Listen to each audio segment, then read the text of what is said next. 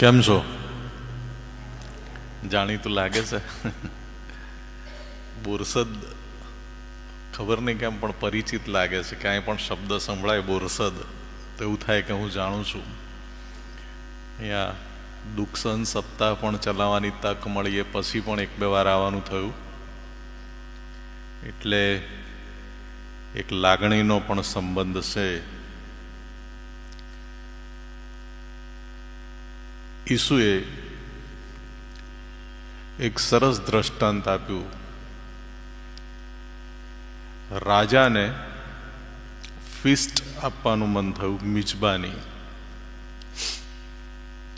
તો સ્વાભાવિક છે કે રાજાની મિજબાની રાજાના સ્તરની હોય.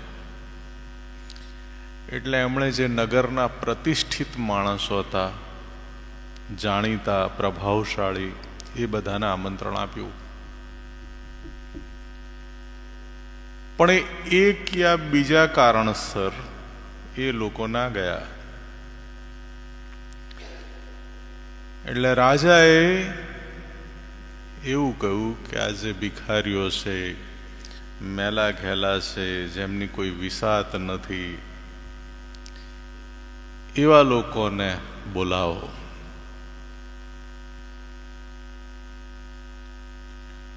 અને પછી એ રાજાએ એમની પાસેથી એવી અપેક્ષા પણ રાખી કે મેં આમંત્રણ આપ્યું છે એ લોકોને, તો એ લોકો તૈયાર થઈને આવે, સરસ, રાજાને શોભે એવી રીતે. તો હું આજે એવી રીતે આવ્યો છું.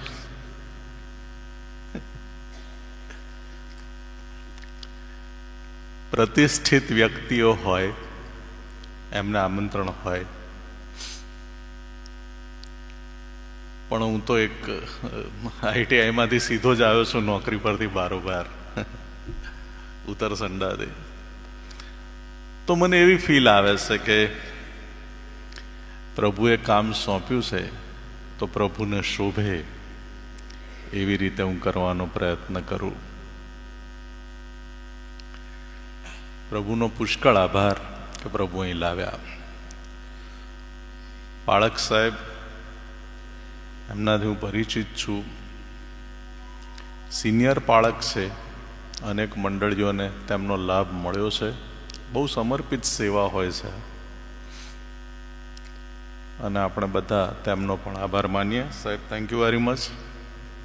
અને આજે CNIનો સ્થાપના દિન છે, ત્યારે જે કોઈ પાળકોએ, જે કોઈ આગેવાનોએ અહીં સુધીની મુસાફરીમાં સ્વાર્પણ કર્યા છે, સમય શક્તિનો ભોગ આપ્યો છે, પરિવારોના ભોગે પણ ઘણીવાર એમણે મંડળીઓની કાળજી લીધી છે, તેવા સૌ પાળક સાહેબોનો પણ આભાર માનીએ છીએ. સેક્રેટરી સાહેબ જૂના મિત્ર છે, પરિચિત છું, તેમનો અને પાસ્ટોરેટ કમિટીનો પણ હું આભાર માનું છું.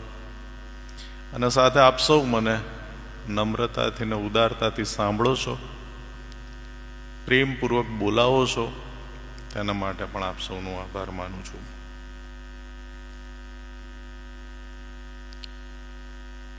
બોરસદ મંડીમાં તમે સભ્ય છો, તો એ તમારા માટે બહુ ગર્વની વાત છે.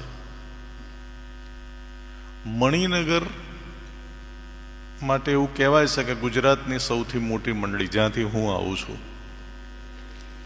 એલિસ બ્રિજ ગુજરાતની સૌથી મહત્વની મંડળી, કારણ કે ત્યાં બિશપ હાઉસ છે ને ત્યાં બધું પ્રવૃત્તિ છે. પણ આજે પણ રાયખડને અમે માતૃ મંડળી કહીએ, કારણ કે એમાંથી અમે બધા છૂટા પડ્યા છીએ. એ કેન્દ્રો છે, સેન્ટર. તો બોરસદ એ તો એનાથી વધારે ચડિયાતું કેન્દ્ર છે. આપણે કોઈ કમ્પેરિઝન ના કરી શકીએ. પણ હું જ્યારે ઇતિહાસ વાંચું મંડળીનો, બોયડ સાહેબનો ઇતિહાસ મેં વાંચ્યો, મનાશે બુરાજી સાહેબે લખ્યું વાંચ્યું, કેટલીક આયર્લેન્ડના બી મેં બુક્સ વાંચી છે આ બાબતમાં, તો મને એવું સમજાય છે કે બોરસદ એ કંઈ નાની સૂની વાત નથી. નું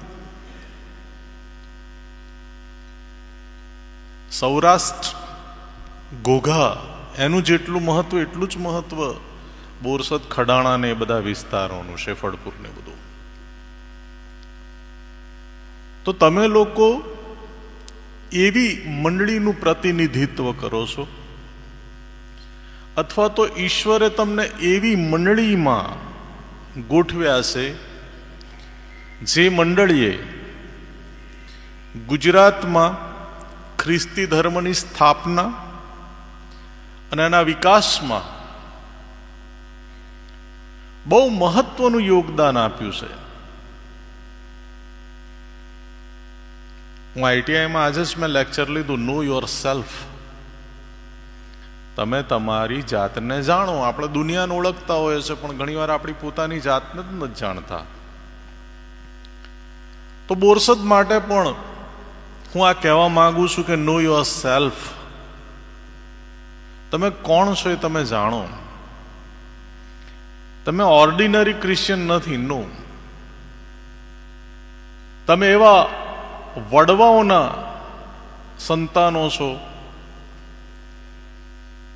કે જેમણે ક્રિશ્ચિયાનિટીની સ્થાપનામાં બહુ મોટી, મારા દાદી અહીં પોરડા રહેતા, તો એ કહે કે બોરસદથી મિશનરીઓ જાય આવે.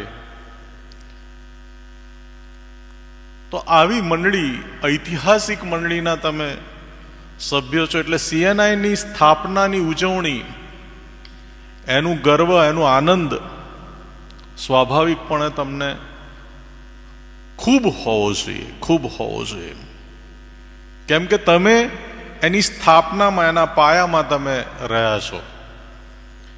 હું વલસાડ જાઉં ત્યાં બોરસદવાળા મળે છે મને, ભરૂચ જાઉં ત્યાં તો ઢગલાબંધ મળે છે, રાણીપુર તો આખું તમારી જ એક બ્રાન્ચ કહી શકાય, મિની બોરસદ.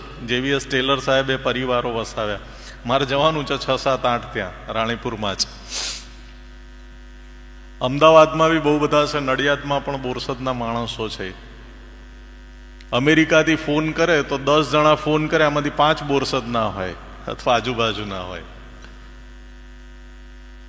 તો બોરસદ એ નાની સૂની વાત નથી.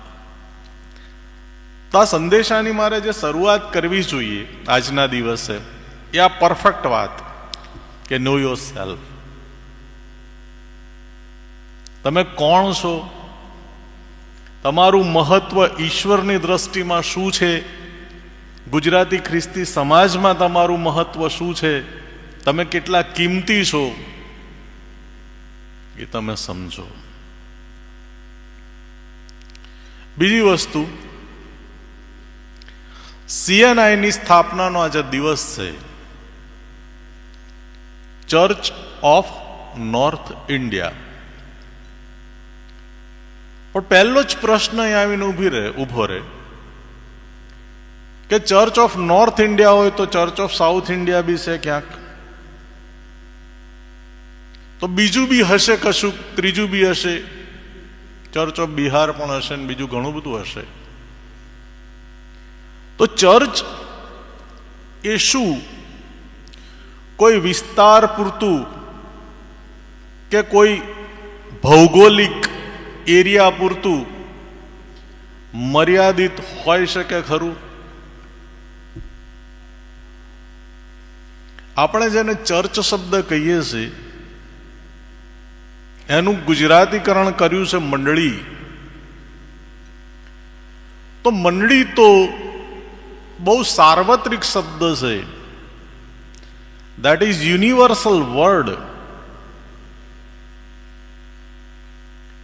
હું હમણાં જ કઠલાલમાં ગયા રવિવારે હતો કદાચ, ત્યારે અચાનક ઉપરથી એક વાત મગજમાં આવી કે અત્યારે ટેકનોલોજીનો જમાનો છે, હું એન્જિનિયર છું, તો બધું માઇક્રો થતું જાય છે અથવા નેનો થતું જાય છે. ફોન, આમાં જ કેમેરો, આમાં જ ટેપ રેકોર્ડર, બધું આમાં બધું માઇક્રો થતું જાય છે. અને માઇક્રોનું બી હવે નાનું સ્વરૂપ આવ્યું, એને નેનો કહે છે, નેનો ટેકનોલોજી. તો દરેક વસ્તુ સંકુચિત બનતી જાય, સંકોચાતી જાય છે. તો આ મંડળીનું જે અર્થઘટન છે આપણું, ચર્ચનું જે અર્થઘટન છે, ચર્ચની જે ડેફિનેશન છે આપણી, એને પણ આપણે બહુ મર્યાદિત બનાવતા જઈએ છીએ, કોમ્પ્રેસ કરતા જઈએ છીએ, વાતને કન્ફાઇન કરતા જઈએ છીએ. બે પ્રકારની સમજ છે. એક તો છે મકાન, જેને ઇંગ્લિશમાં હાઉસ કહેવાય, અને બીજો શબ્દ છે હોમ, જેને ગુજરાતીમાં ઘર કહેવાય. તો હાઉસ એટલે ઈંટ પથ્થરની ઇમારત જેનો પ્લાન બનેલો હોય, સરકારમાં તમારે એનો પ્લાન મંજૂર કરાવવો પડે, તો એ પ્લાન પ્રમાણે ચોક્કસ મેઝરમેન્ટ સાથેનું સ્થળ એને મકાન કહેવાય. પણ અહીંયા જ તમારી આસપાસ ઘણા ગામડાઓમાં હું ફર્યો છું, મારા અન્ય ધર્મી બહુ મિત્રો છે અહીંયા, આ ધર્મજ ને બાકરોલ ને વિદ્યાનગર ને બધું ખાસું ફરું, પલાણા વસો, મોટા મોટા ઘરો છે યાર, ભવ્ય ઘરો છે. ઇવન ઉત્તરસંડા હું જ્યાં છું ત્યાં બી ખાલી પડ્યા છે, કોઈ રહેનાર નથી ત્યાં અંદર. મકાન છે પણ એમાં ઘરની ફિલિંગ નથી, એમાં ઘરની વાત નથી.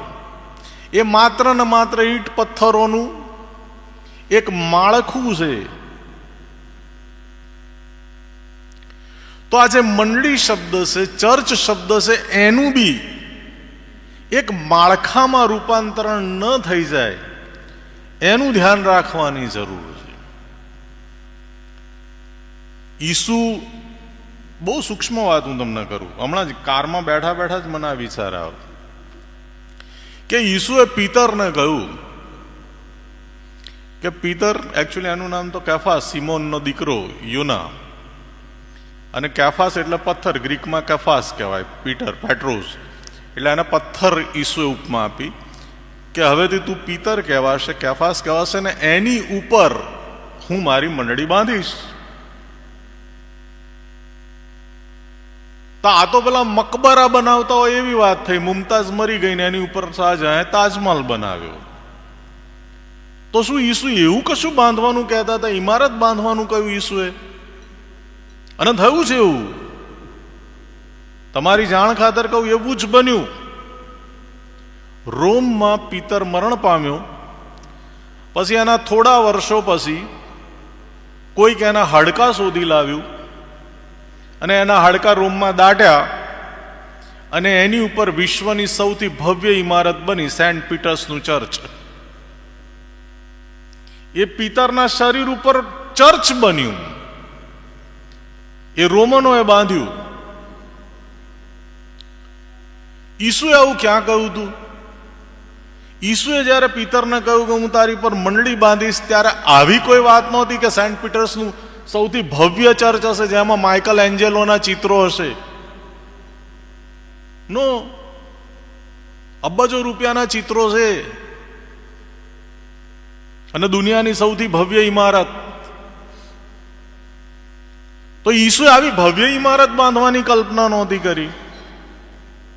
મકાન બાંધવું નથી ઈસુને, તો ઘર બાંધવું છે. એવું ઘર કે જેમાં દેવનો આત્મા વસે, એવું ઘર કે જેમાં દેવના બાળકો, ઈશ્વરના સંતાનો એકબીજા સાથે હળીમળી અને પ્રેમથી રહે. એક એવું મકાન કે જેનું અજવાળું હજારો કિલોમીટર સુધી પ્રસરે, અને એનું નામ છે મંડળી. એ શરૂઆતની જે મંડળીઓ હતી એ તો આવા ભવ્ય ચર્ચોમાં નહોતી, એ તો ઘરોમાં હતી. એને ઘરની મંડળી કહે છે.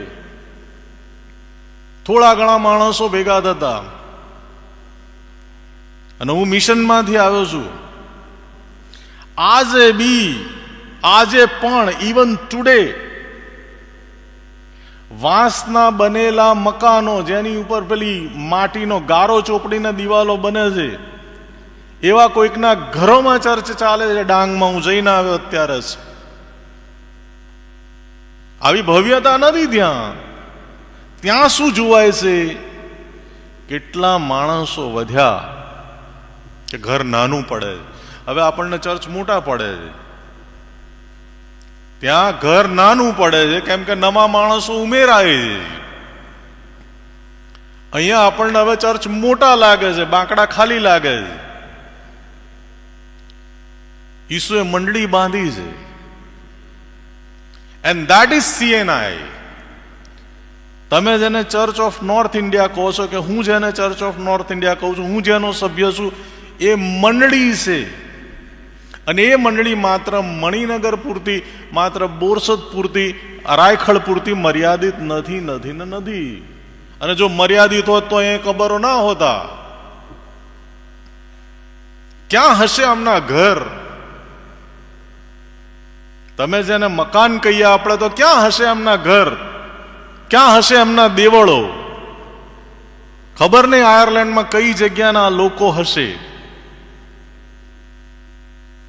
જેમ્સ ગ્લાસગો બેલફાસ્ટ થી આવ્યા, પણ બેલફાસ્ટમાં એમનું ઘર ક્યાં હશે, કઈ દેવળના સભ્ય હશે, ડુ નોટ નો. ટેલર સાહેબનું વતન ક્યાં હશે આપણે નહીં જાણતા. જો એમણે ચર્ચને મંડળી માની હોત, અરે મંદિર માન્યું હોત, તો એ લોકો આમાં જ રહી ગયા હોત. તો સૌથી મહત્વની વાત આ છે કે જ્યારે તમે ચર્ચ શબ્દ વાપરો ત્યારે એને સંકુચિત અર્થમાં ના યુઝ કરશો. અધરવાઇઝ તમે કોની વાત કરશો? તમે D17 ની વાત કરશો. અને D17 ની વાત કરશો તો બીજું કઈ D12, D13, D14 ઉભું થશે. નો, તમે મંડળીની વાત કરો. CNI એ મંડળી છે. મંડળી એટલે શું? સમાન વિચારધારા ધરાવતા, સમાન હેતુ ધરાવતા લોકોનો સમૂહ, જેને આપણે ખ્રિસ્તી તરીકે ઓળખીએ છીએ. આ એવા લોકો છે કે જેમણે ખ્રિસ્તને સ્વીકાર્યા છે પોતાના ઈશ્વર તરીકે. મને પણ સ્વીકાર્યા તો છે જ. જન્મજાત સાહેબ ક્રિશ્ચિયન છીએ, ક્યાંય લેબલ ભૂસવા જઈશું આપણે. સો વી આર ક્રિશ્ચિયન. અને ખ્રિસ્તી વ્યક્તિ તરીકે આપણે એક જ ઈશ્વરના સંતાનો છીએ. અને આપણે બધા એકબીજાના સગા છીએ. ઈસુને જ્યારે એમના મા અને પેલા ભાઈ બહેનો વિશે કહેવામાં આવ્યું કે તારી મા અને તારા ભાઈ બહેનો રાહ જુએ, તો કે કોણ? હુ? I don't know. જે મારા બાપની ઈચ્છા પ્રમાણે જીવે છે એ મારા રિલેટિવ છે. તો ધીસ ઇઝ ધ ચર્ચ. આ સાચી મંડળી છે. એટલે જ્યારે પણ બોરસદ મંડળીની વાત થાય, આ બીજો પોઈન્ટ હું તમને કહું છું. પહેલો મુદ્દો મેં એ કહ્યો કે તમે બહુ કિંમતી છો. Know your self. તમે તમારી કિંમત જાણો. અને બીજી વાત હું તમને આ કરી રહ્યો છું કે whenever you heard the Borsad, તમે બોરસદ શબ્દને સાંભળો ત્યારે તમે એવું નહીં માનતા કે આ કમ્પાઉન્ડ કે આ ચર્ચ. નો, આટલો સંકુચિત અર્થ બોરસદ મંડળીનો નથી, નથી ને નથી. આ તમારા ઘરો વચ્ચે જે સંબંધો છે એકબીજા સાથે, ભલે કોઈ નડિયાદ છે, કોઈ ભરૂચ છે, કોઈ ક્યાંક છે, પણ એ તમારા જે ઇન્ટર રિલેશન છે, આંતરિક સંબંધ, લાગણીઓના સંબંધ, સામાજિક સ્તરે, માનસિક સ્તરે અને એઝ વેલ એઝ આત્મિક સ્તરે જે સંબંધો છે, એ સાચું બોરસદ છે. અને ઘણી વાર મેં એવું જોયું છે સાહેબ કે ચર્ચ ભવ્ય, સરસ, બધું સારું, અને જે ઘરો છે મંડળીના સભાસદોના, એમાં તિરાડો પડે. ચર્ચ સરસ છે. હવે આ તિરાડોને તો મેન્ટેન કરી દે છે કોઈ બી બિલ્ડર, કોઈ બી કડિયો, કોઈ બી મેન્ટેનન્સ વાળો. પણ આ જે મંડળીમાં તિરાડો પડી છે સંબંધોમાં, એને કોણ મેન્ટેન કરશે? અને એ મિશનરીઓ બહુ દૂરંદેશી વાળા હતા કે જેમણે જાણ્યું કે અમે જતા રહીશું પછી આવી પરિસ્થિતિ મંડળીઓમાં આવશે, આવશે ને આવશે જ. હું આજે બી સેલ્યુટ કરું છું મિશનરીઓને, એમના વિઝનને. કારણ કે એમણે જે CNI નો લોગો પાછળથી બનાવ્યો, એમાં પહેલો જ શબ્દ મૂક્યો, યુનિટી. અને એટલે આજે આપણે જે આ દિવસ ઉજવીએ છીએ, માનનીય બિશપ સાહેબનું જે વિઝન છે એ પણ આ જ છે. બિશપ સાહેબ આ ઉજવણી જે ચારે બાજુ થાય એવો આગ્રહથી રિક્વેસ્ટ કરે છે બધાને. એનું કારણ આ જ છે કે આપણી મંડળીઓ યુનિટીમાં આવે અથવા મંડળીઓમાં યુનિટી ડેવલપ થાય. અને હું તો બધે ફરું, મને બધે ખબર પડે છે શા માટે યુનિટીની જરૂર છે. કારણ કે યુનિટી એ ડિવાઇન કોન્સેપ્ટ છે. Trinity રિફ્લેક્ટ્સ as a unity. ઉપર ટ્રિનિટી છે, પિતા, પુત્ર અને પવિત્ર આત્મા, અને ત્રણેય યુનાઇટ છે. અને એ જ યુનિટી, એ જ એકાત્મતા, જે વેરી સ્પિરિચ્યુઅલ યુનિટી, એ જ યુનિટી ઈસુ એવું કહે છે કે જેમ હું ને મારો બાપ એક છે એમ તમે બધા એક થાવ. અને આ એકતા પર્વનું જે હું પેલું પંચલાઈન જોતો તો આ હતી કે તમે બધા એક થાવ. ઈસુનું આ આજ્ઞા છે. હવે આપણે શું છે, જ્યારે બી પાપની વ્યાખ્યા કરીએ છીએ ને ત્યારે આપણી પાપની વ્યાખ્યા મોટે ભાગે મોસ્ટલી વ્યભિચાર ને દારૂ વ્યસન પૂરતી જ હોય નો, અથવા બહુ તો હત્યા. પણ પાપની આવી બી વ્યાખ્યા છે, ઈસુની આવી બી આજ્ઞા છે કે તમે એક મનના ને એક ચિત્તના થાવ. જે પાછળથી પાઉલે બી રિપીટ કરી એફએસસીમાં. હવે જો એ આજ્ઞા નથી પાડતો તો એ બી પાપ છે. અને હદ તો એ છે કે ધાર્મિક લોકો જ આ પાપ કરે. તો યુનિટી એ ઈસુનો આદેશ છે. પણ થાય છે શું, જે કંઈ ઈશ્વરનું સર્જન હોય એ શૈતાનને ગમે નહીં, સ્વાભાવિક છે. એટલે એક નેગેટિવ ફોર્સ બી કામ કરતો જ હોય છે. અને હવે તો ખાસ કામ કરે છે, કારણ કે ધીમે ધીમે આપણે એન્ડ ટાઈમમાં પ્રવેશી રહ્યા છીએ.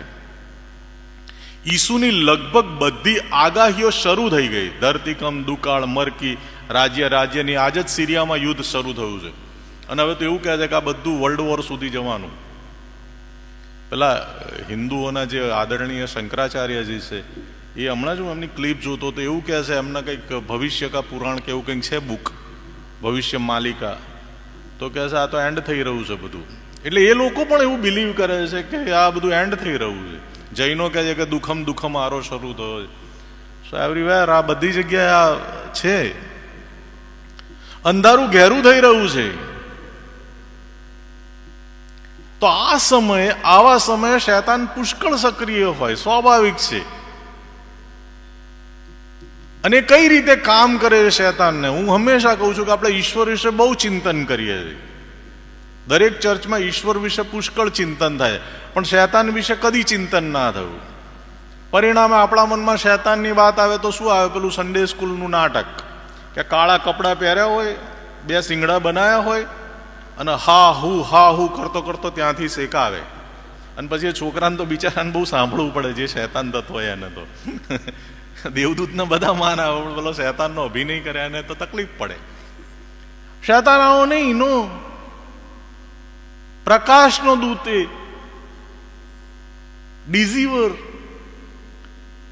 હવે જો માણસ આટલી ચતુરાઈથી તમને મન છેતરી શકતો હોય તો પેલો તો કેટલી બધી ચતુરાઈથી છેતરી શકે યાર. સીધી વાત છે,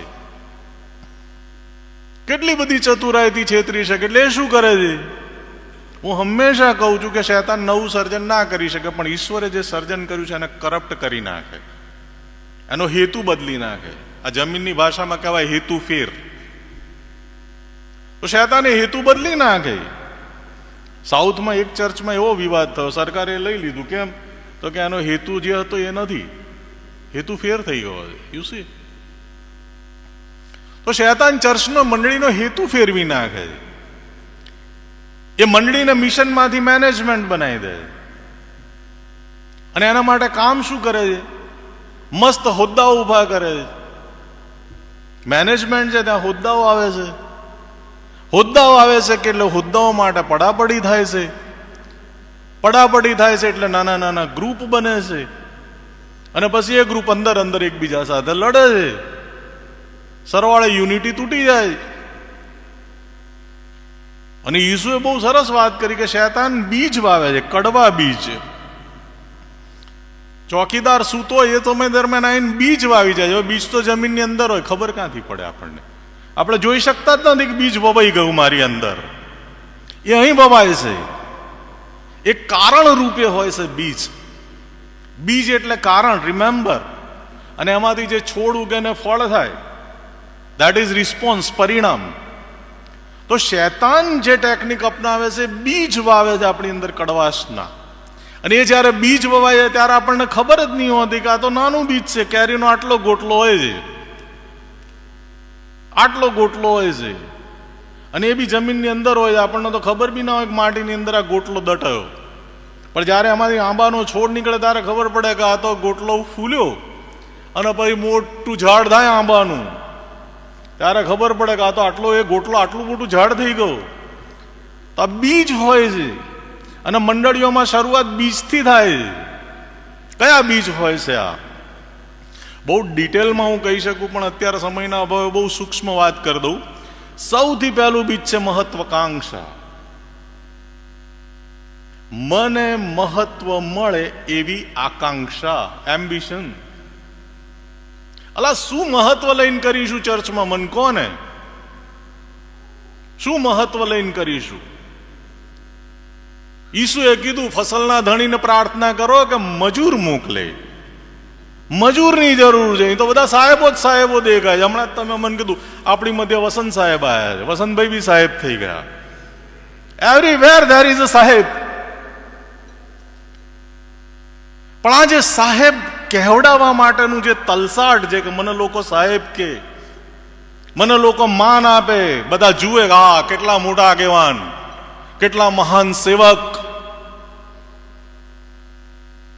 એ જે મહત્વાકાંક્ષા, ઈગો, અભિમાન, આંખોની લાલસા, દેહની વાસના અને જીવનનો અહંકાર, એ ભાગલા પડાવે છે સાહેબ. આ જે વિખવાદ છે એનું પહેલું કારણ શૈતાન જે બીજ વાવે છે. આ તને મહત્વ ના મળ્યું? અલા વસંત, તું આટલો જોરદાર માણસ ને પેલા એ તારું પડીકું કરી નાખ્યું. એટલે આ વખત પાસ્ટોરેટમાં જ તને ના લીધો. એટલે આ વખત ક્વાયરમાંથી તને કાઢી મેલ્યો. એટલે તને આ કામ ના આપ્યું પાદરી સાહેબે. એ તો ઠીક. એટલે આ તને પ્રાર્થના ના સોંપી, તને ના સોંપી. આ બીજ છે, બીજ. બીજ છૂટાછેડા બી રાતોરાત નહીં થઈ જતા સાહેબ.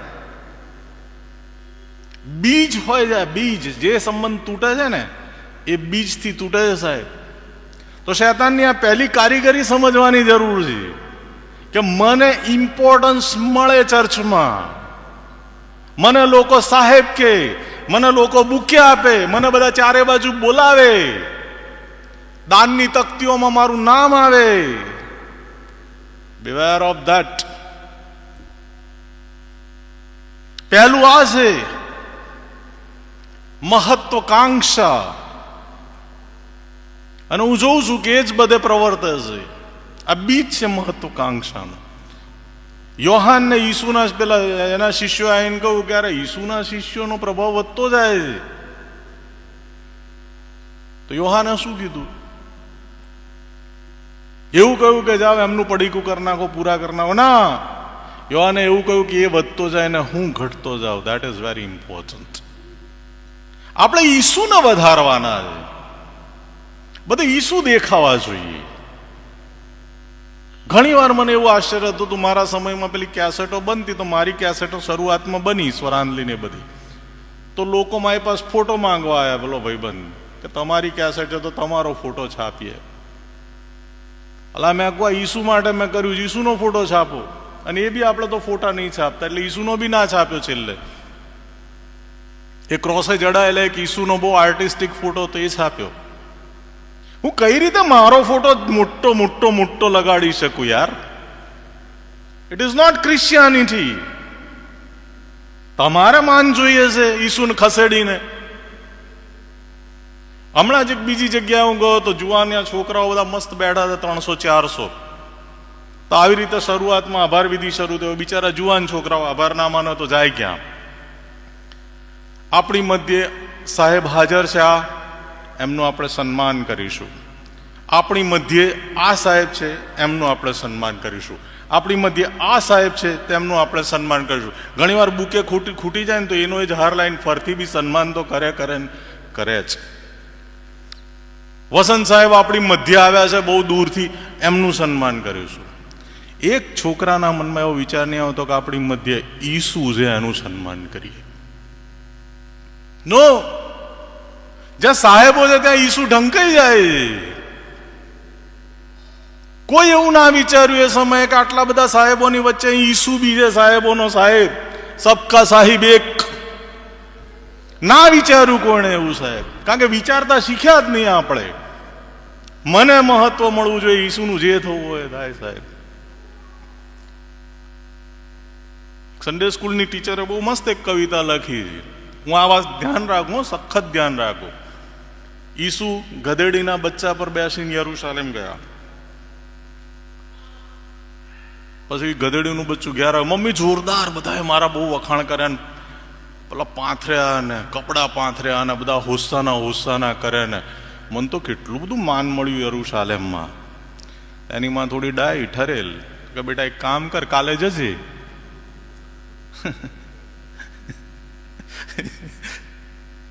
સમજી શકો છો હું શું કહું છું? આ સાહેબ છે ને, ઈસુ ના લીધે લોકો કહે છે તમને લ્યા.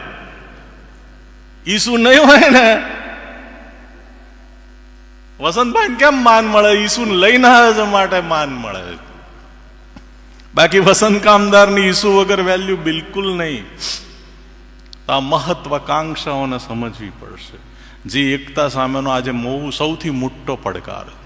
અને પછી શું થાય છે, એનાથી બી એક સ્ટેપ આગળ જાય છે કે પોસ્ટ માટે પોલિટિક્સ રમાય. અને એમાં ઈસુના જે કંઈ સિદ્ધાંતો છે એનું ધર્મ મૂળથી કતલેઆમ સાહેબ. જે ધર્મએ એવું શીખવાડ્યું દેવ પ્રેમ છે, એ જ ધર્મમાં નફરત, ઈર્ષા, ધૃણા ને એવું બધું દેખાય. યોહાને ગજબની વાત કરી કે જો તું એવું કહેતો હોય કે હું ઈશ્વરને પ્રેમ કરું છું અને જો તું તારા ભાઈનો દ્વેષ કરતો હોય, દ્વેષ, તો તું જુઠ્ઠો છે, યુ આર અ લાયર. કેમ? જે ભાઈને તું જુએ છે તારી આંખે, એને તું પ્રેમ કરી શકતો નથી, તો જે નથી દેખાતો એવા ઈશ્વરને શું તું ધૂળ પ્રેમ કરીશ? ભલા માણસ. સો ધીસ ઇઝ ફર્સ્ટ જે મિશનરીઓએ લોકોમાં લખ્યું એ યુનિટી. We need unity. શા માટે યુનિટી જોઈએ? તો બીજું મિશનરીઓએ મૂક્યું વિટનેસ, સાક્ષી. યુનિટી બે પ્રકારની હોય સાહેબ. કોઈને પાડી દેવા માટે યુનિટી થાય, નેગેટિવ યુનિટી બી છે. બે પ્રકારના ટોળા, એક તો ઈસુની વાતો સાંભળવા જનારા ટોળા છે, અને ઈસુનો વધસ્તંભે જડી દો એવું કહેનારું ટોળું હતું. એક સ્ટેફનને પથ્થરે મારનારું બી ટોળું હતું. It was also the unity. તો યુનિટી નેગેટિવ નથી, નો. યુનિટી કેમ છે? સુવાર્તા પ્રચારવા માટે છે. ચર્ચમાં બેસીને મિજબાનીઓ કરવા માટે નહીં, નો. ફેશનો કરવા માટે નહીં ચર્ચમાં, નો. યુનિટી શાના માટે? ગો, જાઓ, જઈને બહુ ફળ આપો. એ જે મિશનરીઓ અહીં લઈને આવ્યા, હવે બીજાને આપવાનું છે. That is the cause for the unity. એકતાનો હેતુ આ છે. ઈસુ એકલા ના મોકલ્યા, બે જણાને પેરમાં મોકલ્યા. કેમ? સાથે જાઓ, સાથે મળીને સુવાર્તાનું કામ કરો. જેમ્સ ગ્લાસગો એકલા નથી આવ્યા, એની સાથે અલેક્ઝાન્ડર કેર આવ્યા, એ બી ટીમમાં આવ્યા. ઇવન ફેમિલી બી હતું એમની સાથે. ઈસુએ પોતે એકલા કામ નથી કર્યું, 12 મિત્રો હતા એમની સાથે, શિષ્યો હતા. પાળક સાહેબની આગેવાનીમાં આખું ચર્ચ સુવાર્તાનું કામ કરે. This is the real model of church. હજારો લોકો છે સાહેબ. આપણે ડરીએ છીએ, કાં તો સંકોચ અનુભવીએ છીએ, કાં તો શરમ લાગે છે ઈસુનું નામ લેતા બહાર. કેમ આપણા કમ્ફર્ટ ઝોનમાં સુખી છીએ, મસ્ત ઘરો બનાવ્યા છે આપણે. એ ઘર છોડીને જાય કોણ ઠંડીમાં? કોઈ નહીં જતું સાહેબ. હું હમણાં એક એરિયામાં જઈને હું નામ નહીં કહેતો, કાંક ખોટી ઓનલાઈન ખરાબ દેખાય. એક ચર્ચ એવું હતું જેમાં બધા અન્ય ધર્મીઓ 200-300 માણસો. ત્યાં ફેમિલી લાઈફ વિશે ઈસુનું શિક્ષણ આપવાનું હતું, આપ્યું. પછી ત્યાં જે નજીકમાં બહુ ભવ્ય ચર્ચ હતું એ લોકોને એવું થયું કે આ ભાઈ અહીંયા આવે છે તો આપણા ચર્ચમાં એનો લાભ લઈએ, એટલે એમણે મને ચર્ચમાં બી બોલાવ્યો. બીજા દિવસ હું ચર્ચમાં બોલ્યો. બહુ ભવ્ય ચર્ચ, એટલું બધું ગ્લેમર, કારો, બધા ભવ્ય માણસો, ઓફિસર્સ ને એવા. પછી હું પાછો જતો હતો ને ત્યારે ખબર પડી, પેલા જે બીજા આગલા દિવસ જે ચર્ચમાં ગયો નહીં મળ્યા, તો એ લોકો ત્યાંના ત્યાં જ હતા. એટલે મેં કહું તમે કેમ અહીંયા છો? તો સાહેબ આખી રાત અમે પ્રાર્થના કરી હતી, હોલ નાઇટ પ્રેયર. એ બી અન્ય ધર્મી ભાઈઓ. સાહેબ દૂધ દોવે ને તો લોહી આવતું હોય, એ માણસની પ્રાર્થનાથી દૂધ શરૂ થઈ જાય.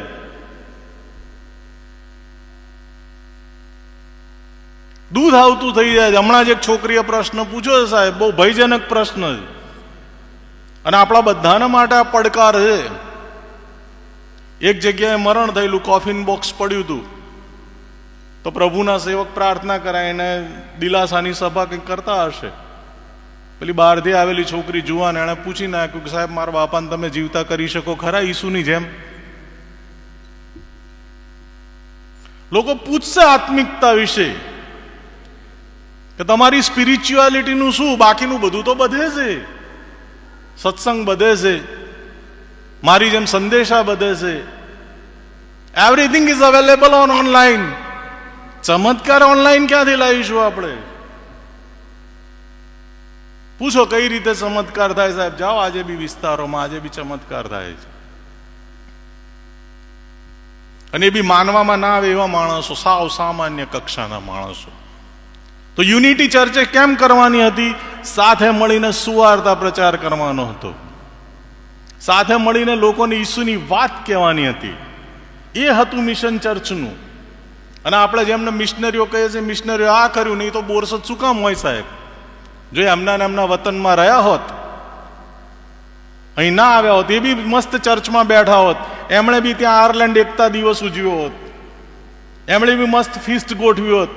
થેન્ક્સ ગિવિંગ છે આજે, થેન્ક્સ પ્રભુ, આભાર કર્યું હોત, તો અહીં કોણ આવત? અહીંયા? અને ના આવ્યા હોત તો હું તમે ક્યાં હોત?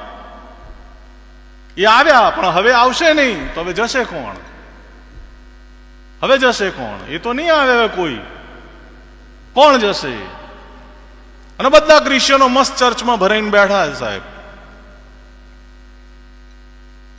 બીજી વાત, સાક્ષી આપવાની, ટેસ્ટિમની. જવાનું છે બહાર, લોકોને ઈસુની વાત કહેવાની. છેલ્લી વાત, that is also very important. એમણે ત્રીજો મુદ્દો ઉમેરો, ખાલી કહેવાથી નહીં થાય, કરવું પણ પડશે. પ્રભુ મને કેમ કહો છો? ઈસુ એવું કહેતા, તમે મને પ્રભુ કેમ કહો છો? હું જે કહું છું એ તો તમે કરતા નહીં. તો કરવું પણ પડશે. To do. શું કરવાનું છે? સેવા. મિશનરીઓએ દવાખાના ખોલ્યા, સ્કૂલો ખોલી, અનાથ આશ્રમો ખોલ્યા. આ રેલવે સ્ટેશનથી મળેલી મારી માં, કેટલા બધા અનાથ માણસોની મેં વાતો કરી છે, અહીંયા જ કરી હશે કદાચ. એક કચરા ટોપલીમાંથી ખંભાતની મળેલી સ્ત્રી, પપ્પાનું નામ ભગવાનભાઈ, પ્રાંતિજમાં 300 બાળકોના દાટ્યા મિશનરીઓએ. સેવા કરી. આણંદમાં લીમડાવાળું દવાખાનું હતું, બોરસદમાં પીટીસી કોલેજ હતી, નર્સિંગ કોલેજ હતી.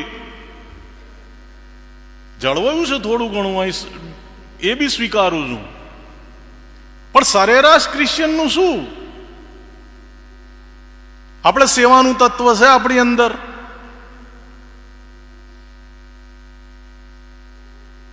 સમરૂનીનું દ્રષ્ટાંત ઈસુએ આપ્યું. ભલા સમરૂનીનું દ્રષ્ટાંત હમણાં જ સાહેબ એક પોલીસ ઓફિસર અમારે ત્યાં આવ્યા. પોલીસે અમારે ત્યાં એ ગોઠવ્યું હતું ફંક્શન.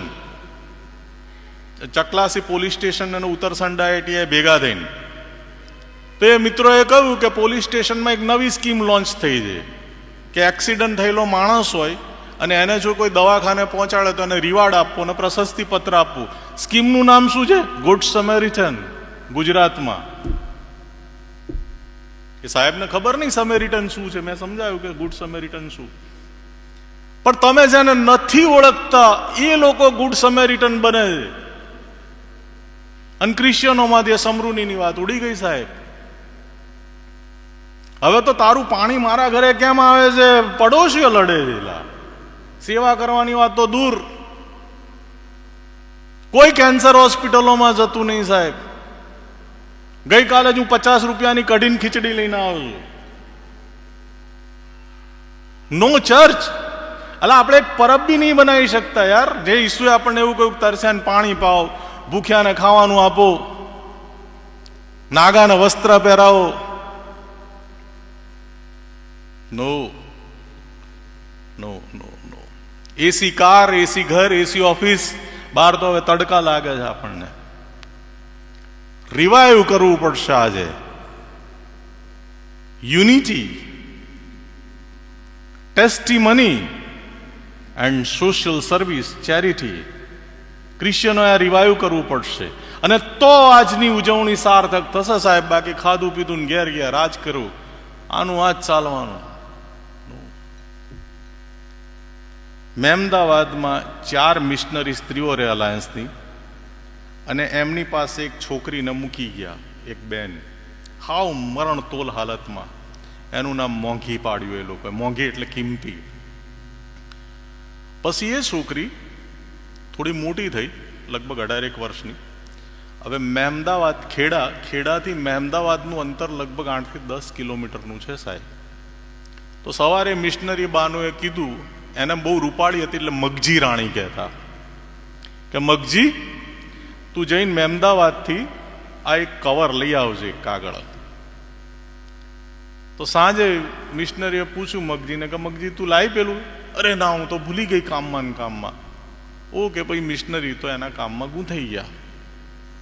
રાત્રે 9 વાગ્યા ને ત્યારે એ જમાનામાં તમે કલ્પના કરો સાહેબ, હાવ ઉજ્જડ નેડિયા, કોઈ રસ્તા ના મળે, કોઈ માણસ ના મળે, આવા વાહન વ્યવહાર નહીં, ફોનની સુવિધા નહીં. અને 9 વાગે મિશનરીના ટેબલ પર એ કવર.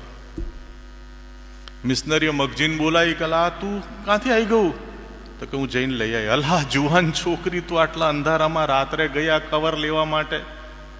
અને જે છોકરીએ જવાબ આપ્યો એ આજનો સંદેશો. મિશને મને કેટલું બધું આપ્યું, મિશને મને કેટલું બધું આપ્યું, મિશનરીઓએ મારા માટે કેટલું બધું સહન કર્યું, તો હું મિશન માટે આટલું ના કરી શકું સાહેબ? This is the end. બોરસદે મને આટલું બધું આપ્યું, સીએનઆઈએ મને આટલું બધું આપ્યું, ઈસુએ મને આટલું બધું આપ્યું, તો હું બોરસદ માટે, સીએનઆઈ માટે કે ઈસુ માટે આટલું ના કરી શક્યું. Thank you very much. મને સાંભળવા માટે બહુ આભાર. Thank you.